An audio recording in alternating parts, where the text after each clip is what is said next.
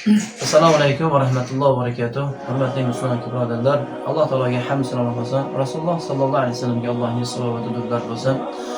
Hurmatli birodarlar, bizni tomoshalayotgan barcha musulmon birodarlar, mana qo'lidan kelgancha mana inshaalloh ehsonlar qilyapsizlar, yordamlar bersa, duolar qilsa, videolar tarqatyapsizlar. Alloh ajrlar bersin. Navbatdagi sizlarga murojaatim shuki birodarlar, mana shu Manash shahridagi Baraka bozorida bizning Shopta bozor oxiratda ofisimiz bor, bilasizlar, Hadid do'konimiz.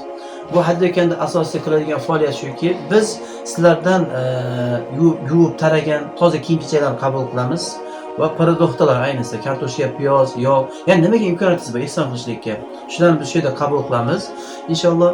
Va undan tashqari yana nimaga imkoniyat bor, shularni olib kelsanglar, maydan biz qabul qilib, bularni keyin biz o'sha kuni yetkazib, albatta muhtojlarga o'rnini yetkazib beramiz birodarlar.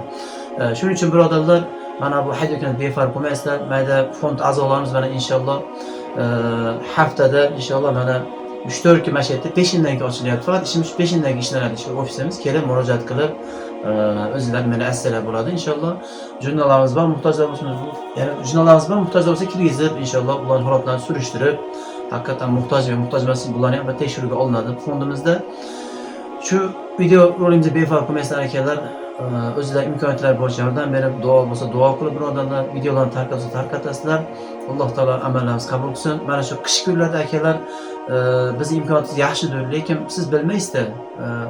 Beva ayollar bor, yetim yesir bolalar bor, oila sharoiti, ya'ni qiyin oilalar bor. Biz mana bularni birodarlar imkonimiz borida imkonimizdan foydalanib ehson qilib qo'yaylik birodarlar. Buni ajrini Alloh azza va jalla beradi inshaalloh. Va oxiran alhamdulillah. Assalomu alaykum.